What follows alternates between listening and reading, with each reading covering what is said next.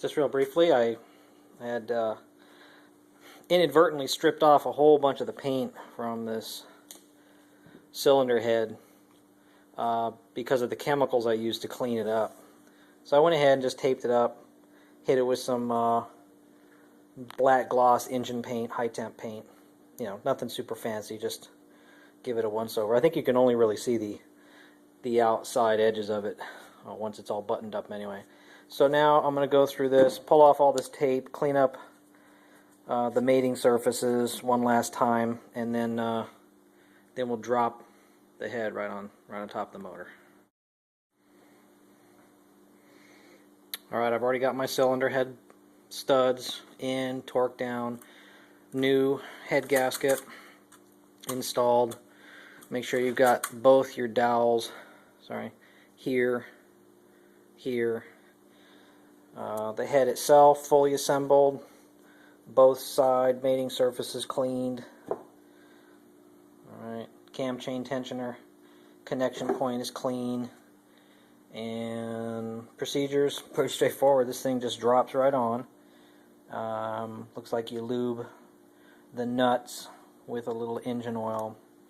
Other than that, crisscross pattern to torque things down, and this is in. Okay, cylinder head is fully installed. All the bolts are torqued down. And now I've got to go through and I've got to get all the shims and buckets installed.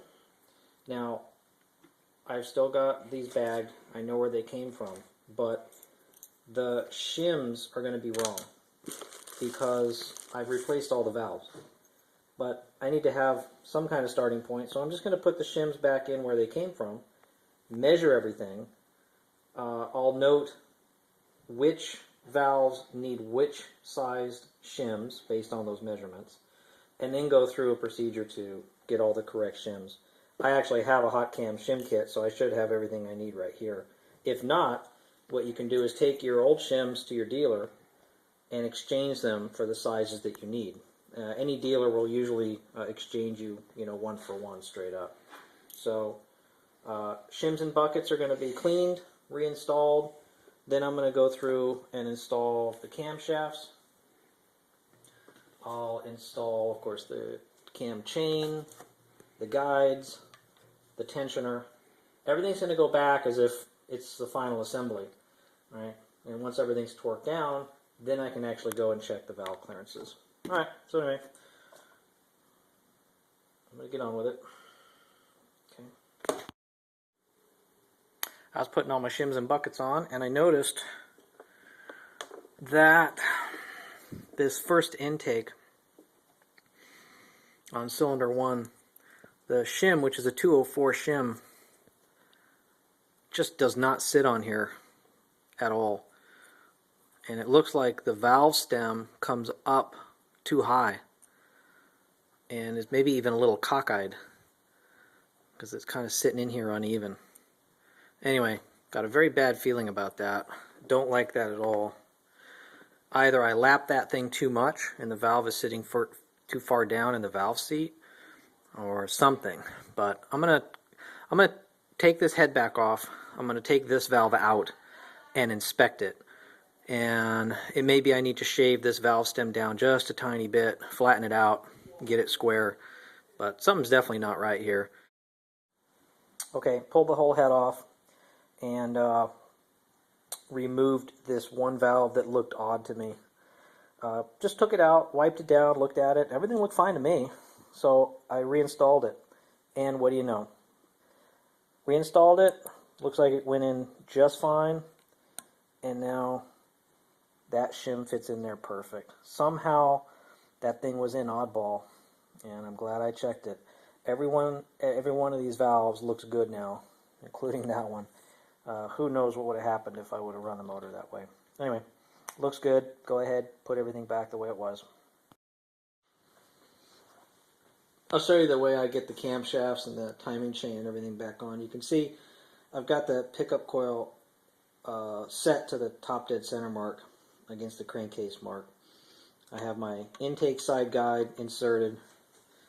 Alright, now I think the easiest way to do this is take your input side camshaft, drop it in with the sprocket on, with the punch mark right here pointed straight up, which also means that your cylinder 1 lobes are all sticking straight out to the back.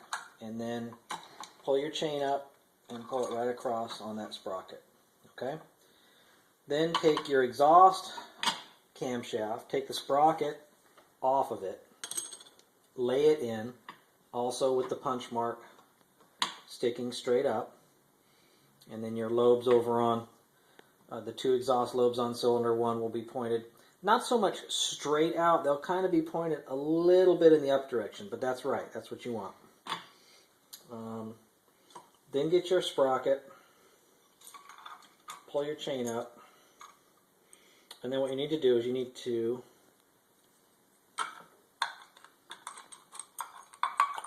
put that chain on that sprocket such that you can align the hole for the bolt to where those threads are. Then take your bolt and get it threaded in there, and then we'll torque this bolt down, enough so it stays snug. It can be a little tough because this thing it's got some pretty fine threads on it. Make sure you don't cross thread that thing. Anyway, I'll carefully turn this in, make sure the sprocket is nice and flush against the camshaft, and that gives you a good starting position. From there, we need to put all the caps on, and also the tensioner. And at that point, everything's installed, and I'll take another set of readings on all my valves. I've just re-shimmed everything.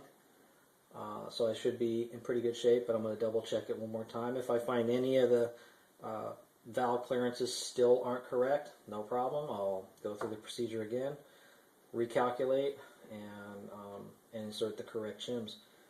And once I'm happy that all the shims are correct, at that point all I have to do is put the head cover back on, and this top end is done.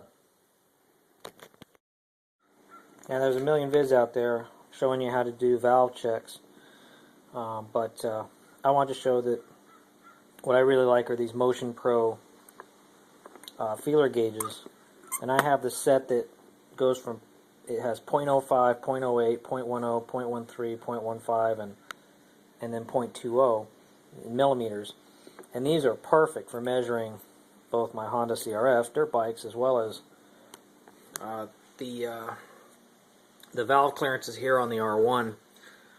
They're just the right size to fit in underneath these caps. Right, so you can get a good read, and these are about the right sizes. I'd like to have maybe 1 or 2 more, but this is pretty good. When I did all my valve adjustments, I recorded everything in my little logbook. Now the way I do it is I note the particular valve I'm checking, what shim it currently has, what's the current clearance measurement, and I try to be relatively precise with the feeler gauges that I have. I then compare that to the max gap that you're allowed to have from the factory manual, and I compute a differential, right? And then based on that differential, I can calculate what the new shim value should be. And then what I did is I went through all of these. Not surprisingly, just about every single one needs to be replaced. They're all new valves, and the valve seats have been lapped, meaning they're a tiny bit lower. So sure enough, wouldn't you know it, most of the existing shims, which are all around 200, meaning 2.00 millimeters, those all now need to be more like 1.90 millimeters on average. And so I reused the ones that I could. I have the Hot Cam shim kit, which is really nice to have, except for one small problem, and that is they only give you 3 shims of each size. So as soon as you run out of those, the best bet is to go to your local service shops, take a couple extra shims with you, and see if you can trade one size for another. Now once I did one complete pass on the valves and reinstalled everything, I checked it again. Just wanted to make sure that I got it right that second time. And sure enough, there were a couple that I decided I just wasn't happy with. The main problem being they were at the extreme allowable range for being tight, meaning that the minimal gap allowed. And I really think, since I'm in here and it's on the bench, I want to try to set it up to where my intakes and my exhaust valves are all about in the middle of the allowable range, or at least the upper half, I would say, where possible. Now the shims themselves, especially replacements, they really only come in increments of 0.05 millimeters, so you can't get too precise. But plus or minus a few millimeters isn't going to make a difference. So I went back, I ended up changing out 1, 2, 3, 4, I think 5 shims once again, and then that gave me a final valve clearance, all within allowable spec that I'm comfortable with. So this right here took me probably 2 nights coming into the garage and working on this. So really happy that is done.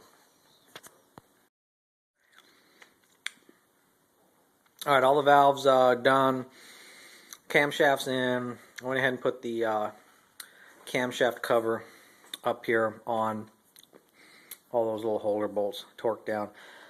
Put this timing cover plate on after cleaning the gasket and putting a new gasket in. This bolt here is a tiny bit stripped. The case threads have come out a little bit. There are a few threads there. I think what I might do is use some red Loctite on this one just to snug it up. Worst case scenario, Healy coil, or maybe just tap it a little bit bigger if I have to, but I'm going to try to let it go like that. There's no oil really in this case. This is, you know, mostly free of oil, so the one at the top here is even less important. So as long as I can get that bolt to snug up and hold, I'm good there.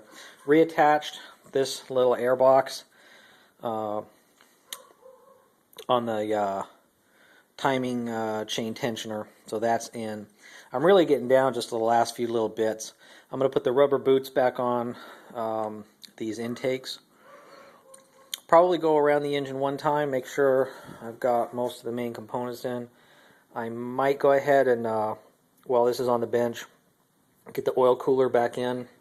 The pipes that come into here, I'm going to clean those up, put new O-rings on, and then and reinstall them while it's up on the bench.